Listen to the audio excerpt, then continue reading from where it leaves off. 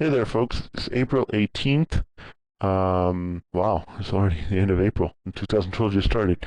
Okay, so what we're looking at on the screen here is a triple calendar in McDonald's. This is the trade that we put on. We've been following it. I've been doing this in my personal account. This is not an OptionGenius trade, so you guys, those of you who are following along, should be doing this paper trading. And it's a triple calendar, which means that you have three calendars all put together in a row. And in this particular trade, we have the 95 call calendar, the 97.5 call calendar, and the 100 call calendar. Now, I believe we started off with the 100, and then if you look at the chart for the for the triple calendar, which is these two red lines, the stock has been inside the range the whole time. But when we originally put it on, we put it on closer to over here when the stock was closer to 100. And my thinking was that the stock was going to go higher. So I put on a 100 call calendar, but the stock went down instead. So then we added the 97.5s, and then we added the 95s on the same day just to be safe.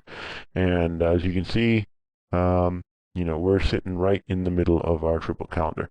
Now, as it turns out, we didn't need the 95s. So the 95s did cost us a little bit, but not too much, and they did give us some downside protection in case the stock did go lower. And it did, it was in this range, the 96 something range last couple of days, and now it's bumped back up over 97. So as you can see here, the trade right here, if you look at this live slice, the trade is up currently 200 and about 200, well, it keeps fluctuating. Let's say $215. That's what the trade is up. Now, I've already exited the trade. So you guys can go ahead and do that. I just exited it a couple of minutes ago before I made the video.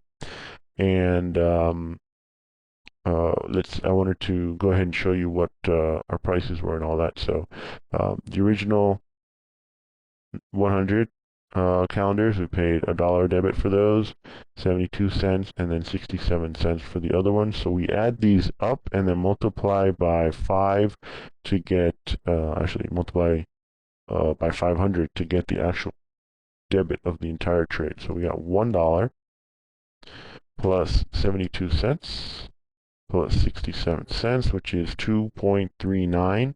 Multiply that by 500 because we are doing 5 contracts of each. That gives us $1,195. Now that is our total debit. That is the cost of the trade. That is the most we can lose. Okay. Now, some people say that calendars are no good or whatever because the commissions are too high. Well, in this trade, what we have here is we have 5, 10, 15, 20, 25, 30 options, different contracts to get in. That's what it costs us to get in. And now to get out, we're going to trade another 30. So we're trading 60 total contracts in this trade. Now you got to figure that out, whatever your commission structure is. But even if you're paying $1.50 per contract, you're looking at $90. So we add the $90 to our $11.95. You have $1,285. $1,285 was the cost of the trade. So let's round that up to $1,300. Okay, so we got $1,300 cost of trade, and according to this, we're up, let's say 205 right now. So 205 divided by the cost of the trade, which is $1,300, equals a return of 15.7%. Now that's after commissions, and that's roughly about 35 days in the trade. So that 15% is what we were aiming for. That's what we got. It's a good trade. It worked out well. Now, if you look here on the live slice, you look under the theta. It's $119 in theta, meaning if I hold on to this trade till tomorrow and McDonald's does not move at all, I'm going to add another $119 to my total income. So, I don't want to risk it. I'm going to take it off. Because McDonald's might not sit here. It might move down. It might move up. Right now, this is a sweet spot. This is the top of the little blue curve here. So that's about the most I can make today, and it's a perfect spot. I don't want to risk it, so I'm taking my money. I'm going to go play, I'll go do something else, and go look for another trade, and I might just do the same trade again next month. But if you look at the chart here, McDonald's does have earnings coming up on what day is that? On the 20th.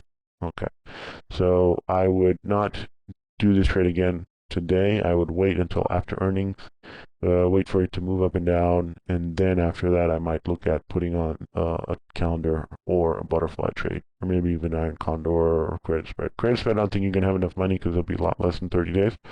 You might have to do an iron condor, butterfly, or calendar. So again, that's our triple calendar. We got 3 different calendars, and if we wanted to, we could have put them all on at the same time, but if we had done that, then we would have had, since the stock was trading close to 100, we would have had 100, we would have had 97 and a halves, and we would have had 102.5s. So that would not have worked out so well for us. So that's why when I put on a triple calendar, or even a calendar, any calendar trade, I like to start off with 1 if the stock is very close to the strike. So for example, if the stock was at 98 and a half, then I might do a double calendar because the price is in between 2 strikes. But I prefer the stock to be right close to a strike when I put on a calendar trade.